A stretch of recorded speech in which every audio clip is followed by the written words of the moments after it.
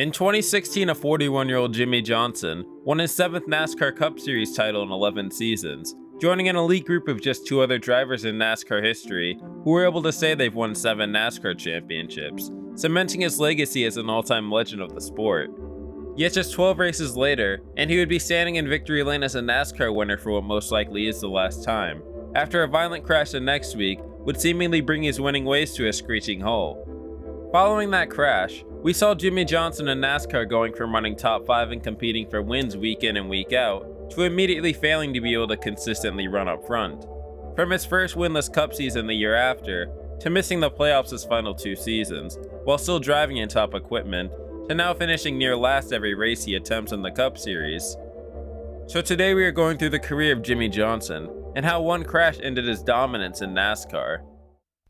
Jimmie Johnson began his professional racing career, spending many years throughout the 90s racing in multiple off-road stadium and desert series, before he would end up meeting car owners Stan and Randy Herzog in 1995. The following year, the brothers would select Johnson to drive their trophy truck, later leading to him making a few select ASA Series races with them in 1997, before running full-time in 1998, beginning his first ever venture into asphalt racing. Johnson won 2 races and finished 3rd in the 1998 ASA standings, while also making his NASCAR debut in the Busch Series at IRP, where he would finish 25th driving for ST Motorsports, a team that would later become JTG Doherty Racing. Johnson and the Herzog brothers took their ASA success and went up to the Busch Series for a few select races in 1999, earning a 7th place run at Milwaukee in the team's debut, before going up to full-time for 2000. Driving the Altel 92, he would immediately fail to make the opening race at Daytona, yet rebounded with 6 top 10s and only 3 DNFs in his rookie season, ending up 10th in points. But the highlight of Johnson's 2000 season would be for the wrong reason, as during his road course debut in NASCAR, he would lose his brakes and slam into the turn 1 wall at Watkins Glen at over 150 miles per hour, in a crash that would leave him happy to be alive. Is the window net down? He's moving. Whoa, something broke. Something broke in the car. Oh my God. And huge contact with the Armco, and watch as Jimmie climbs out of the car and says, yeah guys, I'm okay. Behind the scenes though, Johnson was setting himself up for a life-changing opportunity, asking Jeff Gordon during the pre-race at Michigan that season to talk, where he would later tell him that his sponsor would be leaving and that Herzog Motorsports would probably be shutting down. What Johnson didn't know was Hendrick was looking to start up a 4th team in the Cup Series and was looking for a driver. Gordon would tell Johnson not to commit to anything for 2001. After impressing Gordon in the Busch Series race that day, finishing just 1 position ahead of him in 6th, it was enough to make him a frontrunner for the ride. And just 1 month later, on September 22, 2000, it was announced that Jimmie Johnson had been signed to Hendrick Motorsports. 2001 saw a return to the Busch Series full-time again, where he would finally capture his first career win in NASCAR, coming at Michigan, the track that had just changed his life a year earlier. I tell you what, this town is not safe for the Rambo. One more corner before we start doing all that. 25-year-old Jimmie Johnson from Sussex, Wisconsin, in his 58th NASCAR Busch Series start, will take the first ever checkered flag at Chicagoland Speedway. That's right, you are a man! You are a man! Wrapping the year up, he would make 3 Cup Series starts in the now iconic Hendrick 48, finishing 39th at Charlotte after wrecking in his debut, and 25th and 29th to round out the year. The following year in 2002, Jimmie Johnson ran his first full-time Cup season and shocked the entire world with one of the best rookie seasons ever seen. Joining into the Cup Series against some of the sport's greatest, he quickly established himself by winning the pole for the Daytona 500, followed up by 6 top 10s in his first 9 races of the season, including a 3rd place run at one of the sport's hardest tracks at the time in Atlanta. It wouldn't be a surprise that next week in just his 13th race, when Johnson earned his first career win in his home state in California. Jimmie Johnson in his 13th start, going for his first career win and trying to become the 9th different driver to win a Winston Cup race for Rick Hendrick. That thing doesn't quit running on him. He's got it made. We'll watch Kurt Busch drive off in this end before picks up about 3 car lengths. Jimmie Johnson eases back to that throttle. Jimmie Johnson off turn 4, 6th in points, leading rookie on the tour, and he's going to win his 13th start. Here before a hometown crowd of his. What a race.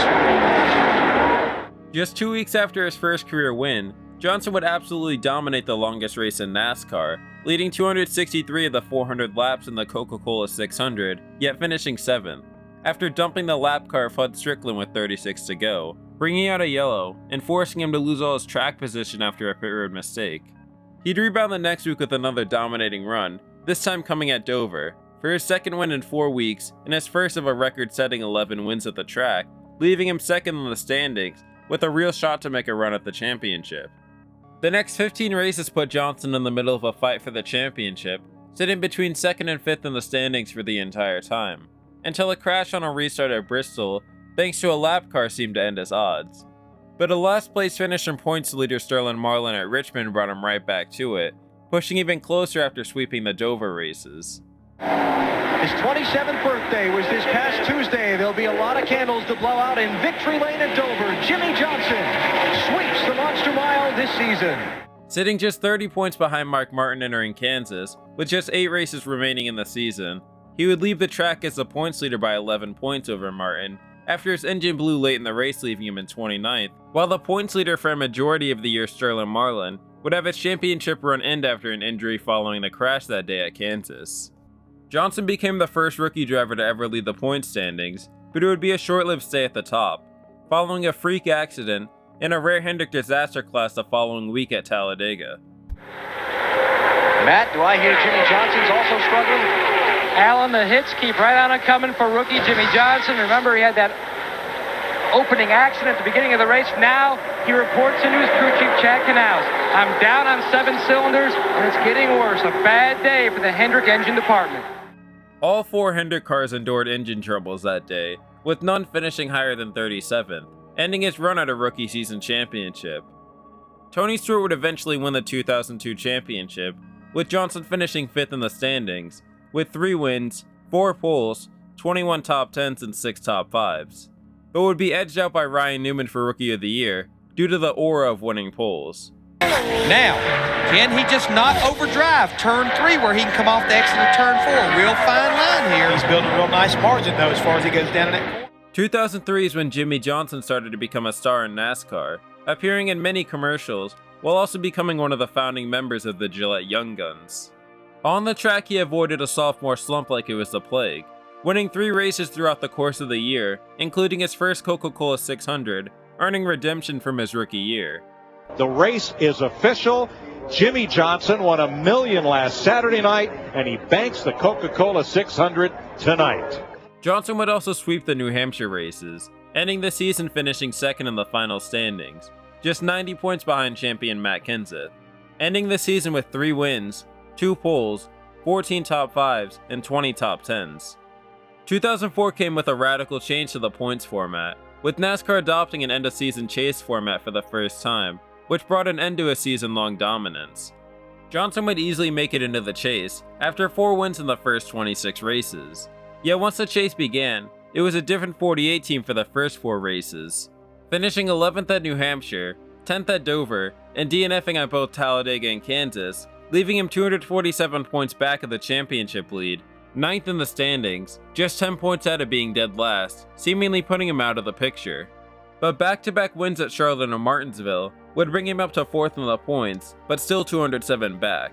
However, his victory at Martinsville was the last thing on the mind of his team and the entire Hendrick organization, following a tragic plane crash involving the Hendrick family that claimed 10 lives. Thank you, Alan. Normally, we would go to Victory Lane at this point for the post-race celebration. That will not be the case today. I'm with Jim Hunter, who's NASCAR's Vice President of Corporate Communications. And Jim, you have some very sad news.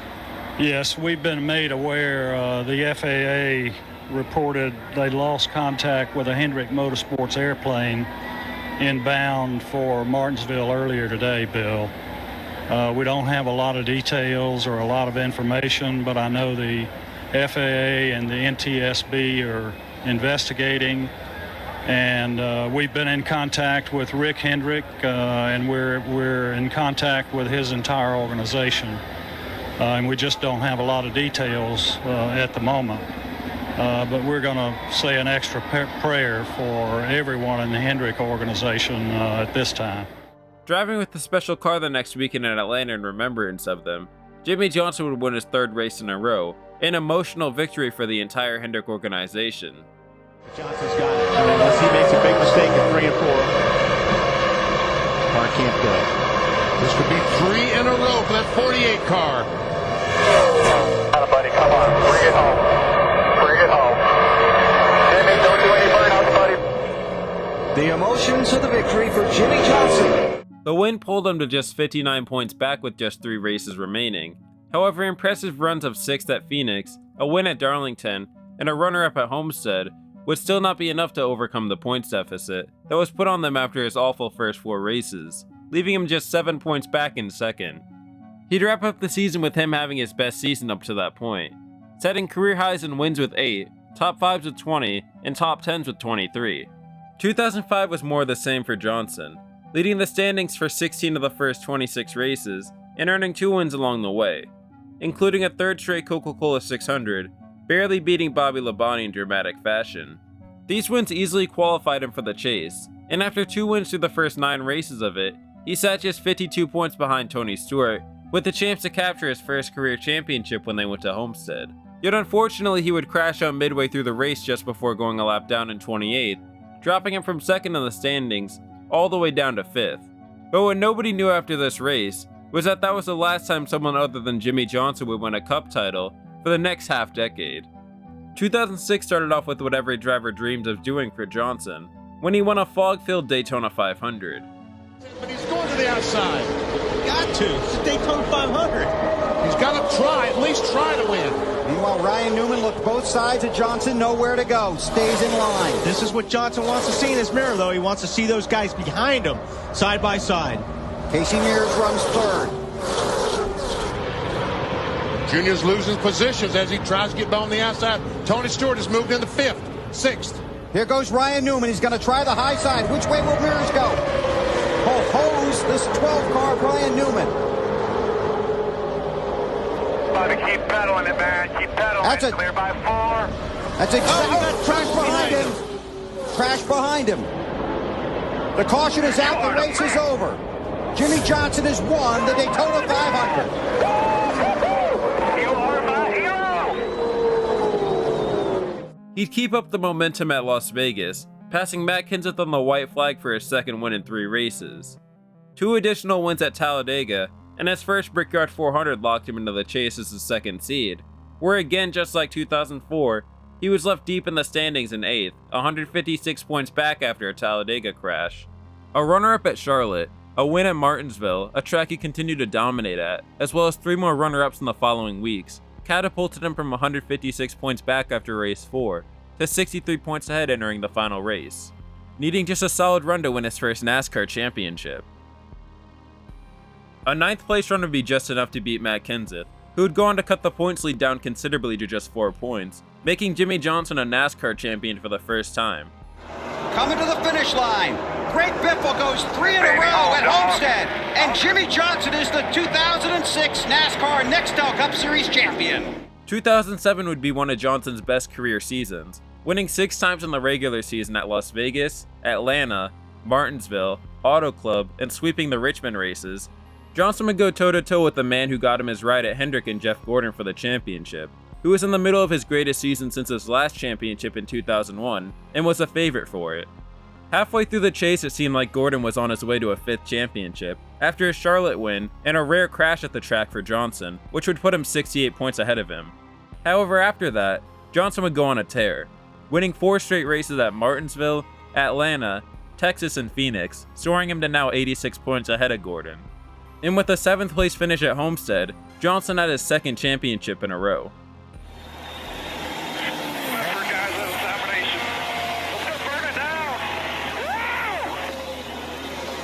Oh, the emotion now. Chad Canal. Just phenomenal. You guys are awesome. Thank you, boys. We're going to tear it up tonight. With the goal of becoming the 2nd ever driver to win 3 championships in a row, joining Cale Yarborough on that list, Jimmie Johnson would have no issues adjusting to the new car of tomorrow. A win at Phoenix in April, as well as winning the tire disaster of a Brickyard 400, along with a consistent campaign would be more than enough to lock him into the chase, where he would go on to finish inside of the top 10 in 8 out of the final 10 races, with a worst finish of 15th twice, while winning 3 races, only relinquishing the points lead once throughout the entire chase. And when the series went to Homestead, his only job was to not crash the car, and he would end up as the champion. Carl Edwards gets his 9th win of the year, and Jimmie Johnson makes history as a 3-time consecutive NASCAR Sprint Cup champion. In 2009, Jimmie Johnson added 3 more wins to his career total in the regular season at Martinsville, Dover, and a 3rd Brickyard 400 in a row at Indy, qualifying him for the chase. The driver who would battle Johnson throughout the chase would be a surprise to everyone, as at the end of race 4 at Kansas, it was Mark Martin back in his first full-time season since 2006, leading Johnson in the points by 18. But back-to-back wins at Auto Club and Charlotte will put him back in the points lead, and he would not give it up, finishing top 10 in 4 of the next 5 races, including a Phoenix win. Would set him up to be 108 points ahead going into Homestead, again with the only job of not wrecking his car. But folks, the story is history being made by a driver, Jimmie Johnson. There comes Hamlin. Open up the history books, folks. On a November night in 2009, Jimmie Johnson is a 4-time Cup winner. Johnson entered 2010 with a chance to do the unthinkable and win 5 straight championships at NASCAR's highest level, starting off his season with his 50th career win at the Spring Bristol race. Here he comes off of turn 4. Checker flag. Jimmie Johnson scores his 50th career Sprint Cup win. 2010 was also a change of eras at Hendrick Motorsports. No longer was Jeff Gordon the top driver at Hendrick, as seemingly in a flash, Jimmie Johnson had matched his career championship totals and was outrunning him week in and week out, and eventually the 2 drivers would begin to have run-ins with each other. 4 times, a little upset. I guess they thought you got into him, I guess. Oh, he's treated different than everybody else. Here we are going down the back. Here, right in here. Here's Jeff Burton going right there, he and Jeff Gordon. And you see Gordon gets down on the apron, Jimmie Johnson crowded. The 48 is testing my patience, I can tell you that. It takes a lot to make me mad, and I'm pissed right now. I mean, you know, when a car's going that much faster, I don't know what it is with me and him right now, but, you know, whatever. But along with that, he would also spark a feud with Kurt Busch that would carry over into the next season, after Jimmie Johnson bumped Kurt out of the way for a win at New Hampshire following prior contact, stating, "I thought, I don't care if I win this race or not. I don't care if I get to the finish of this damn thing. I'm running into him, and I'm getting by one way or another." Johnson's bid at 5 in a row would begin with a 25th place run to open up the chase, followed by his lone win in the final 10 races, coming at Dover. He would battle with Denny Hamlin mostly throughout the chase, leading for most of the way. But a win at one of Johnson's best tracks in Texas for Hamlin, while Johnson finished 9th, put the 48 back to 2nd in the standings, with just 2 races left. Later being saved the next week from another Hamlin win, after a few mileage race at Phoenix left the 11 team in 12th instead of Victory Lane, only giving him a 15-point lead over Johnson when the series went to Homestead. Hamlin rolled off the grid in 37th for Homestead, putting himself in a hole early, and unfortunately for him, a lap 25 spin into the grass would damage the car, hindering any chance he had at leaving the track with a title, as Johnson's impressive 2nd place run when he needed it most would give him an unbelievable 5th championship in a row. And if you don't think he's going to be one of the greatest, think You're again. looking at the 5-time champion. You're looking at him. Yeah! 2011 would be an off year for Johnson wins-wise, but he managed to keep up his consistent ways, winning just once in the regular season during the Spring Talladega race, and what would be a tie for the closest finish in NASCAR history at the time, coming just 2/1000ths of a second away from being winless for the first time through 26 races. He would nearly change that after a battle between him and Jeff Gordon at Atlanta, but being bested by the veteran. Throughout 2011, he would also carry over his mini rivalry with Kurt Busch from the year prior, having run-ins at Pocono and Richmond, seeing Johnson attempt to intentionally wreck someone for the first time.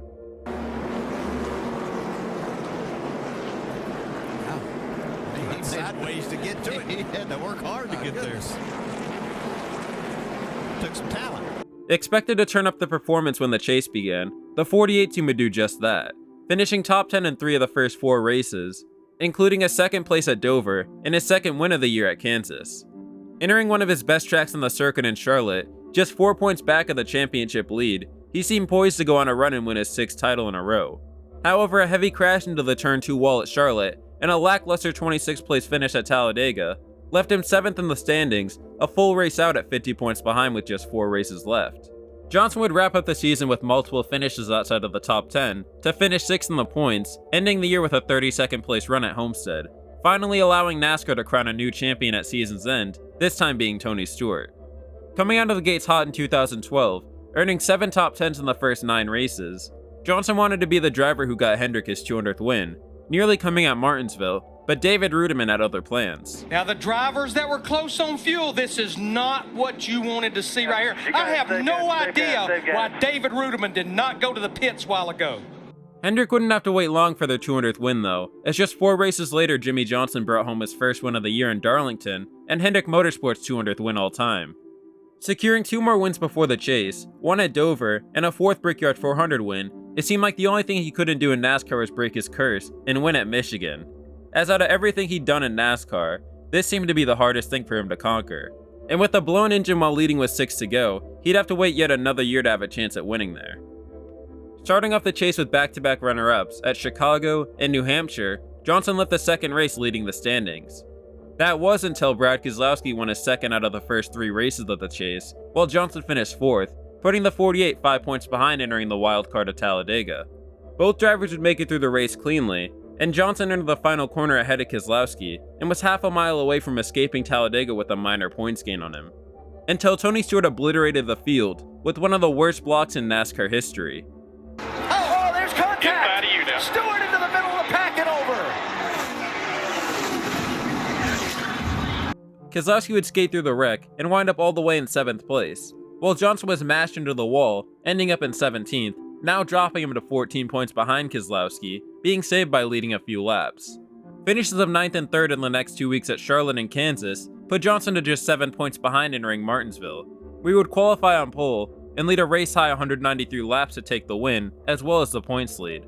Following up that performance, he would have another dominating win from the pole, this time at Texas, where he would battle his championship contender for the win in a hard battle late in the race, to put him now just 7 points ahead of Keselowski with 2 races remaining. At Phoenix while Keselowski was leading, he would blow a tire while running in 7th, just 3 points behind the points lead. Keselowski very comfortable. We got a problem with the 48. 48 is into the wall, Vince. Jimmie Johnson has hit the wall. The blown tire would drop him to 20 points behind entering Homestead, and needed Keselowski to suffer a problem. However, it would end up being them who suffered all the problems, having a pit road penalty, followed by a gear failure, leaving him in 36th place and 3rd in the standings to end the season. The Gen 6 era of NASCAR would start off in 2013, and to nobody's surprise it was Jimmie Johnson winning the first points race in it, taking home the second Daytona 500 of his career. To the inside of Greg Biffle. The green flag still flies. Martin's number 55. Keselowski in the 2. Biffle backing up. Patrick behind him. For the second time, the Daytona 500 goes to Jimmie Johnson, 5-time champion for Sonoma, California, and his Rick Hendrick Chevrolet. Johnson would win 4 times in the regular season of 2013 and led the standings for all but 2 races. Yet once the points reset for the chase, it was Matt Kenseth who led the points after winning the first 2 races of it.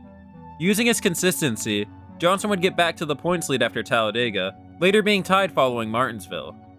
With 3 races left in the season, and being tied for the championship lead, the 48 team put up a flawless stretch to end the season.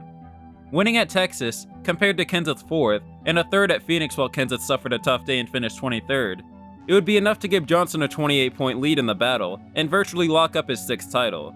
And with a 9th place run the next week at Homestead, he would be back atop the NASCAR world as a champion.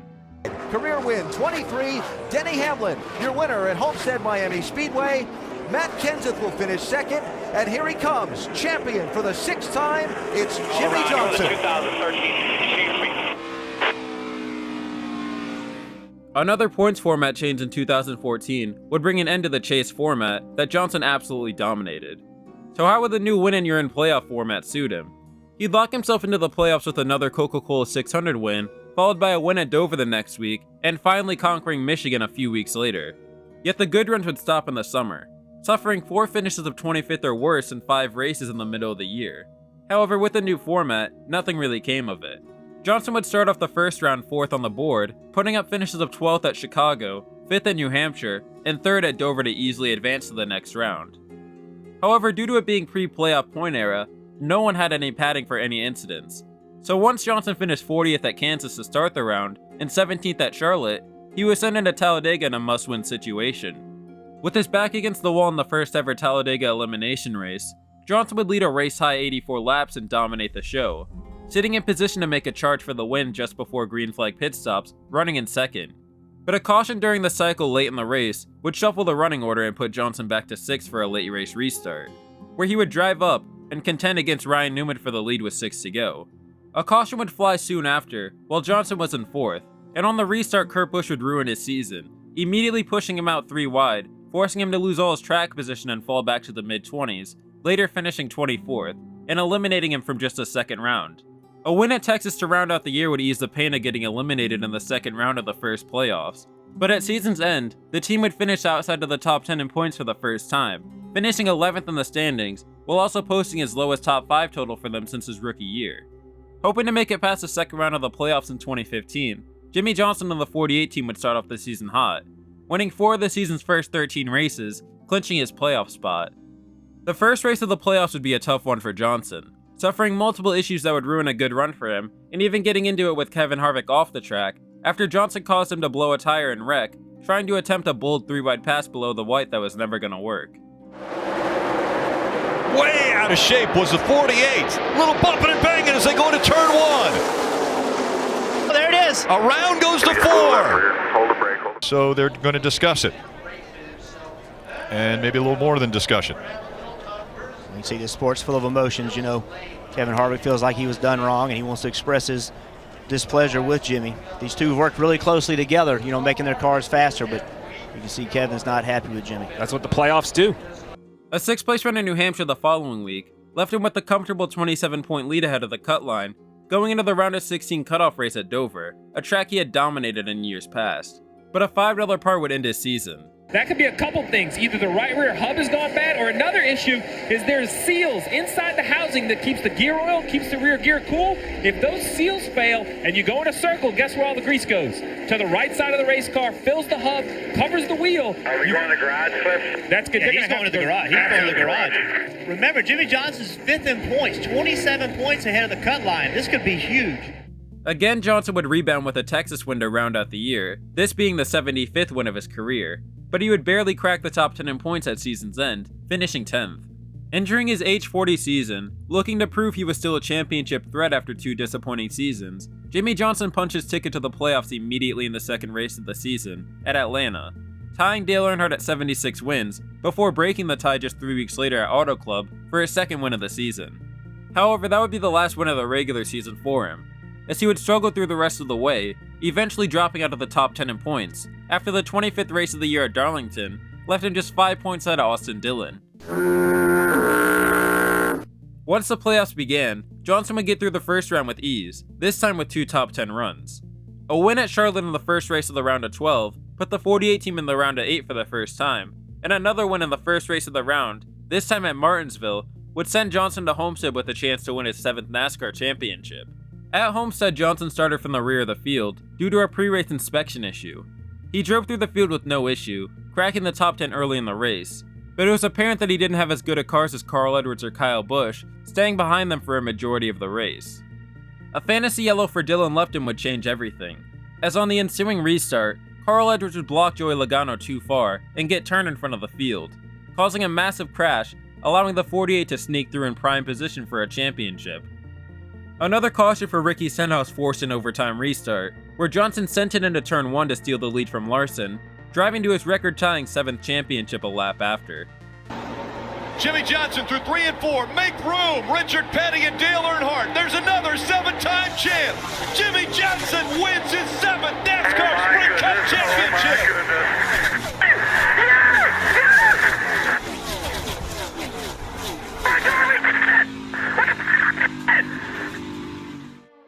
2017 again started off as a struggle for Johnson, collecting just 1 top 10 in the first 6 races, before winning the first race at a newly configured Texas, and following that up with a win at Bristol the next week.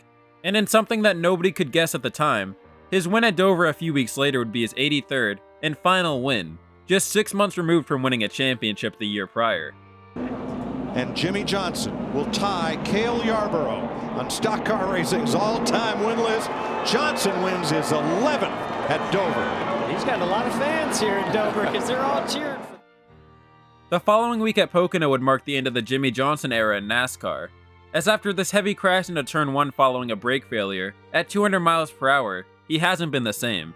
48 car, but it could be that Jamie Mack hit something from the 48 car. Or were there any parts or pieces that flew off the 48 car? That is hard. That's a wicked hit. Remember, we're talking 200 mile an hour down into that corner. Over the next 13 races of the playoffs, the 48 team wouldn't collect a single top 5, the longest stretch of his career up to that point, with his lone highlight being a 3-wide move at the Brickyard 400 while blowing up, in an effort to win one final time, but spinning and crashing out. Keselowski on the outside. Around goes the 48. The 48 blows up and into the wall it goes. Again, once the playoffs began, Johnson easily made it through the first round. Starting off the round of 12, he'd finished 7th at Charlotte and 24th at Talladega after being involved in the big one, putting him just 7 points out of the cut line when they went to Kansas. The cutoff race would be a disaster for the 48, spinning out twice in the race, but being saved thanks to multiple playoff drivers around him having issues, allowing him to barely make the next round. But finishes up 12th at Martinsville, 27th at Texas, and 39th at Phoenix following a crash, would swiftly eliminate him from the playoffs, leaving him 10th in the standings at season's end. Sporting a new all-black look for 2018, Johnson's decline would still be in full effect, failing to make it into the top 10 in points all year, while also earning just 2 top 5s in the season, both coming before June. And to make matters worse, on March 14, 2018, longtime sponsor Lowe's announced they would no longer sponsor the car following 2018, marking the end of a 17-year-long partnership. Johnson would still make the playoffs despite all this, but would be a first-round elimination, after throwing his advancement into the next round away for a chance to secure one final NASCAR win. Come out of this chicane, turn 12. He's going to have to come out of there on the back bumper of that 78 to make a move in the braking zone of 16 and 17. Yeah, so 48's only 7 points to the good, so he may not afford it, but look, he's there. What a great corner. Here they come through the final banked curve at Charlotte Roval. Now he goes to the inside. Here comes Jimmie Johnson. Oh! Locks the brakes up. Oh, he's and he's going to slide. He slides through the middle. Truex gets tagged. Now it'll be a fight for the finish line. Ryan Blaney in the 12 will win. He stopped. He came to a full stop to make sure that he was good with NASCAR. Where's he going to finish? Following the end of the 2018 season, his crew chief for his entire Cup tenure, Chad Knaus, would leave the team after years of dominance with Johnson, to instead crew chief William Byron. Johnson would struggle with a new crew chief and sponsor in 2019, failing to make the playoffs and getting bested by his Rookie of the Year competitor Ryan Newman for the final spot, who was driving for a struggling Roush team. This would come after a late season collapse from Johnson, which took him from 13th in the standings all the way down to 18th. A mid-season crew chief swap for Cliff Daniels would not save the team, as they'd wrap up 2019 18th in the final standings, a career low for Jimmie Johnson, missing the playoffs for the first time. Following the disappointing season, on November 20th, 2019, Jimmie Johnson would announce that 2020 would be his last full-time season in Cup. The sport has been good to me, and has allowed me to do something I truly love. I showed up chasing a dream, and achieved more than I ever thought possible. I'm looking forward to next season, and celebrating what will be my last year as a full-time NASCAR Cup driver. In his retirement tour, he would start off the year collecting multiple top 10s, before the sports world would shut down for 2 months due to the pandemic. Once the sport came back at Darlington, Johnson was in place for a stage win and seemed like he had a winning car overall, until contact with Chris Buescher sent him hard into the inside wall. Johnson would collect an 8th the next Darlington race, and a 2nd place in his final Coca-Cola 600, before being DNQ'd, putting him all the way down to 40th. 3 straight top 10s at Bristol, Atlanta, and Martinsville pushed him up to 11th in points, firmly in the playoffs, until 0 top 10s over the next 9 races, and missing a race due to COVID put him all the way below the cut line. The 48 team would swap to a white scheme with 4 races remaining before the playoffs to try and fix their luck, and it would partially work, stringing together finishes of 4th, 7th, and 3rd over the next 3 weeks before the elimination race, putting him just 4 points behind William Byron and 9 behind Matt DiBenedetto entering Daytona, with a chance to make the playoffs in his final year. However, it wasn't meant to be. 22, Logano's going to take the lead away from Denny Hamlin. 2 laps to go. Bubba Wallace on the outside. Big run, contact made again. Bubba Wallace sideways, can he save it? William Byron, they're ready. Now the 22 goes around. Hold the brake, hold the brake, hold the brake. The caution's going to come out now. Big wreck behind him. Bubba Wallace got through Tyler Reddick, hard hit. Jimmie Johnson caught up in the 48. Yeah, big damage on Jimmy's car. The final 10 races of Johnson's full-time NASCAR career would be a struggle, as he failed to capture a top 10 until rounding out his career with a 5th place run at Phoenix, capping off a storybook career. Until he came back in 2023, and did IndyCar. In a shock to everyone, on November 4, 2022, Johnson purchased an ownership stake in Petty GMS Motorsports, later renaming it to Legacy Motor Club, while also announcing he would return to NASCAR in a part-time role, starting in the Daytona 500. Johnson would make the race as an open entry, hosting the fastest lap of the open cars, but would be involved in the big one during the race. His next starts wouldn't fare much better though, finishing last at COTA after failing to complete a lap, and 37th at the Coca-Cola 600, wrecking out after lap 115 to wrap up his year. In 2024 he's increased his starts, yet has still struggled heavily with a next-gen car, finishing 28th in the Daytona 500, 28th at Texas, 28th at Dover, last at Kansas following a crash, 29th at Charlotte, 33rd at Indy after having his best run in the car, but still being involved in a crash, and 36th at Kansas, after a lap 1 crash would ruin his day. But until he makes more starts, that's it for Jimmie Johnson and NASCAR. While Johnson's decline in performance following 2016 was a sharp fall, it doesn't diminish his legacy as one of NASCAR's all-time greats. His 7 championships, 83 career wins, and extraordinary consistency over a 20-year career are remarkable achievements that few in the sport's history have ever matched. His decline was mostly a natural progression, seen in many drivers over time, as younger drivers, and changing conditions to the cars, and the way we crown champions within the sport made it harder for him to maintain his dominance. Nonetheless, Johnson remains a legend in NASCAR, and when he's inducted into the Hall of Fame at the end of the year, it'll be where he rightfully belongs.